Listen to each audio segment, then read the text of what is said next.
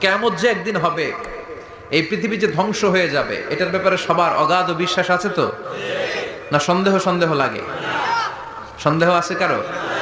এই পৃথিবী একদিন থাকবে না, ভেঙে চুরমার হয়ে যাবে, খান খান হয়ে যাবে, সব ম্যাসাকার হয়ে যাবে। আমি থাকবো না, আপনি থাকবেন না, আমরা কেউই থাকবো না, থাকবে একজন, তিনি কে? এটার নাম কিয়ামত, যেটার ব্যাপারে বিশ্বাস না থাকলে ইমানের ঘাটতি চলে আসবে, ঠিক কি না?